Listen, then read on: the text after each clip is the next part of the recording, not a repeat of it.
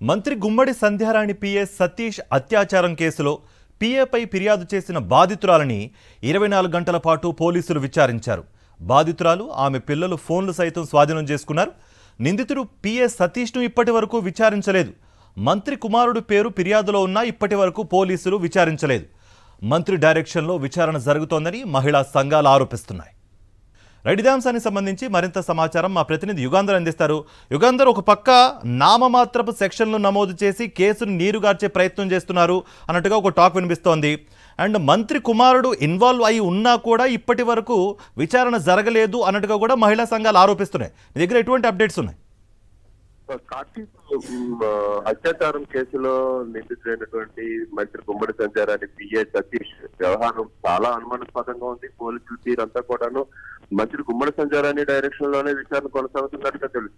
ఫిర్యాదుదారులైనటువంటి బాధితురాలు ఫిర్యాదు చేస్తే ఆమెను 24 గంటల పాటు పోలీస్ స్టేషన్ లో ఉంచి విచారణ చేసినటువంటి పోలీసులు విచారణలో కోసం పిలిచి ఆసుపత్రులు, ఎందుకంటే మహిళను పోలీస్ స్టేషన్ లో ఉంచకూడదు కాబట్టి విచారణ పేరుతో వైద్య పరీక్షల నిమిత్తం ఆసుపత్రిలో ఉంచేశారు. 24 గంటలు. రాత్రి కూడా ఇంటి దగ్గర నుంచి కనీసం పిల్లలను చూసేదానికి కూడా అవకాశం లేకుండా చేసినటువంటి పరిస్థితి. ఆమెకి 2 చిన్నపిల్లలు ఉన్నారు. ఆడపిల్లలు 10 సంవత్సరాల లోపు ఉన్నటువంటి పిల్లలు. వాళ్ళ ఆలనా పాలన కూడా చూసుకోవడానికి ఎవరు ఇంటి దగ్గర లేరని చెప్పినప్పటికీ కూడాను పోలీసులు విడిచిపెట్టినటువంటి పరిస్థితి. తర్వాత ఆమెను విజయనగరం ఆసుపత్రికి తరలించారు. తర్వాత సాక్షి టీవీ అయితే బ్రేకింగ్ సాయంత్రం 5 గంటల తర్వాత ఈ బాధ్యత నేపథ్యంలోనే బ్రేకింగ్ వేయడంతో అప్పుడు పోలీసులు 6:30 గంటల సమయంలో ఆమెను ఇంటికి తీసుకు పంపించేశారు. తర్వాత అయితే మాత్రం ఈ రోజు ఉదయం కూడా మరలా పోలీస్ స్టేషన్ విచారణ కోసం రావాలని చెప్పి ఆమెకు చెప్పినట్టుగా తెలుస్తోంది. మరోవైపు మంత్రి పిఏ సతీష్ కూడాను ఈ సాలూరులో ఉన్నప్పటికీ కూడా ఆయన్ని విచారణకైతే ఇప్పటి వరకు పిలవలేదు. దాదాపు కంప్లైంట్ ఇచ్చి 3వ రోజు గడుస్తుంది.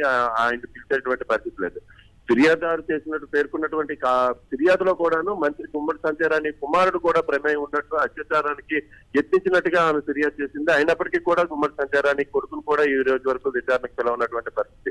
మరోవైపు తీసుకున్నట్టయితే పిఏ సతీష్ ఆ రోజు ప్రెస్ మీట్ పెట్టి మరీ చెప్పాడు, ఇది సైబర్ క్రైమ్ పోలీసులకు మేము ఇస్తాము, నా నెంబర్ కానీ మంత్రి కుమారుడు నెంబర్ కానీ ఈ రెండింటికి కూడాను ప్రమేయం లేదు. ఆమె fake WhatsApp chatting screen shot తోటి మా మీద అలిగేషన్స్ చేస్తుంది అని చెప్పారు. కానీ ఈ రోజు కూడా 2 రోజులు గడిచిపోయినప్పటికీ కూడా వాళ్ళ ఫోన్లు కానీ వాళ్ళ తాలూకా నెంబర్స్ కానీ ఏవి కూడా సైబర్ క్రైమ్ పోలీసులకు కానీ అందజేసినట్టుగా మనకి అర్థం కాదు.